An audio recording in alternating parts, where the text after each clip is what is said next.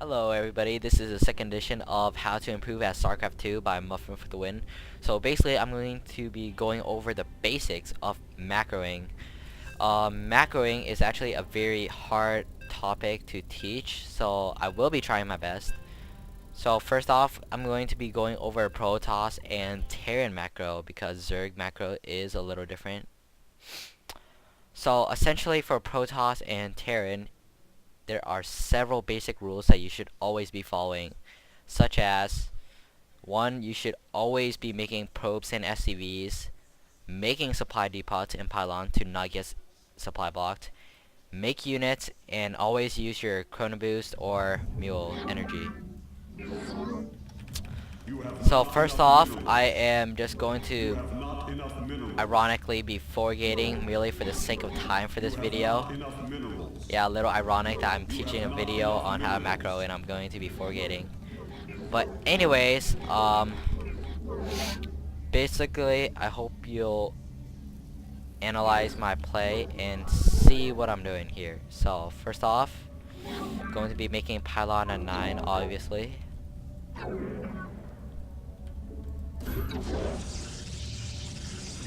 And going to be making my probes. Don't want to stop probe production. So as you're doing your build, I want you to be basically following your basic openers and just try to macro to 200 purely on, let's say, gateway units or marauders and marines. Because before doing any fancy build orders like 3-gate FE into Colossi and everything, I want you to get the basic of macroing down, which is basically just make probes, make pylons, use your chronoboost energy, and make units. So I'm going to be getting my simulator fairly shortly.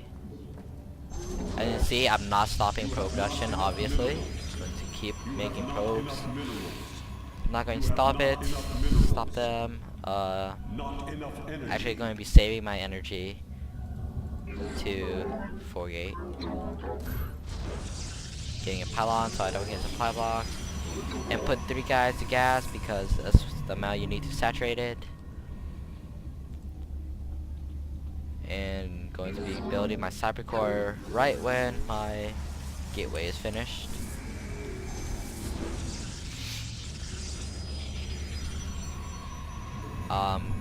Continuing building probes and going to be getting out a zealot merely to complete my wall off. Continuing making probes and pylon, and I will actually be using my chronoboost energy when this cybernetics core finish. Gonna build a pylon as the computer's natural because I know the computer is not going to scout there. Going to be using my chronoboost energy, and I will actually stop probe production because I am forgating, but in a regular build you want to constantly build probes and pylons and use your chronoboost energy, which I am.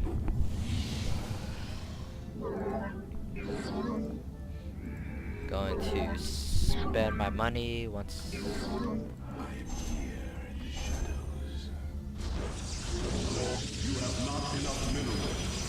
And there we go. More chronoboost. And gonna get out another stalker. So I'm spending my money chronoboosting. And gonna make another pylon. And yeah, actually unfortunately my probe is stuck.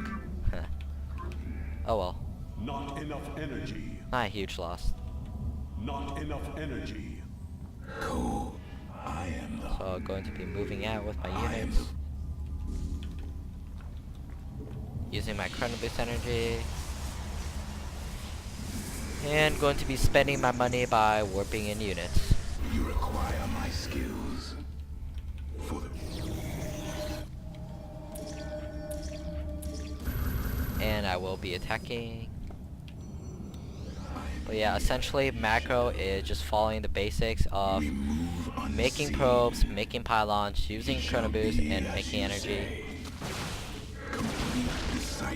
Also, another important thing is not to get too caught up in battle and still macro, like making pylons, warping in units. Because usually when you're in battle, you're so caught up into it and like just ignore making units, making probes, making pylons. So that's a really important thing to do. And I basically just killed the Zerg right now. Yeah, and essentially for Terran, it's basically the same thing usually, but then you just have to consider whether or not you want to make mules or use the energy to make a scan. So anyways, I'm done with this game, and let's go into a little bit into Zerg macro. Anyways, Zerg macro is a little bit different because you cannot constantly build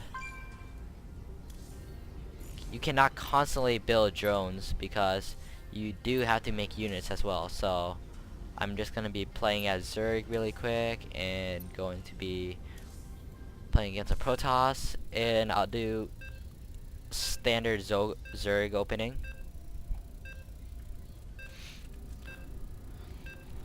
Alrighty.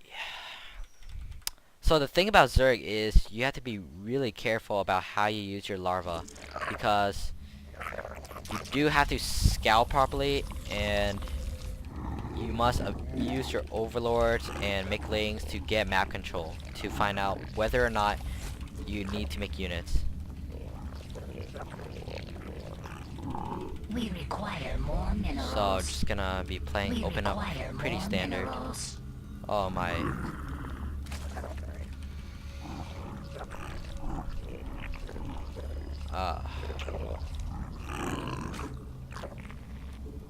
We require more I'm going to be sending my minerals. second overlord down to my natural. We require more minerals.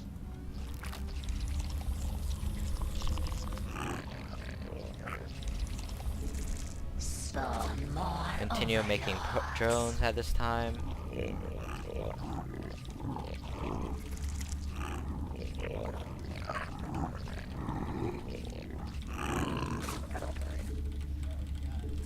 I'm also not the best Zerg player because I do not play Zerg actually. Anyways, I'm going to be getting a pool momentarily at 14 supply. Continue drone production because basic early game, you don't need things right away at the 2-minute mark.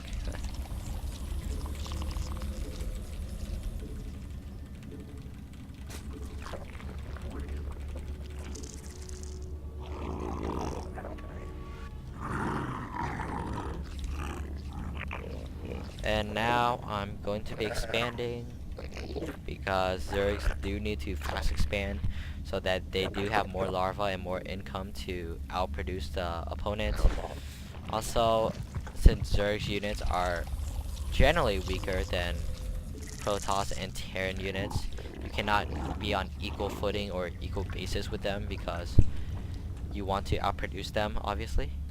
Gonna be getting out my queen and going to be getting out some at least 2 sets of Zerglings. Spawn more overlords. And continue drone production. You want those 2 sets of Zerglings to claim the Xel'Naga Watchtower and have a little extra to be poking around at the ramp and natural.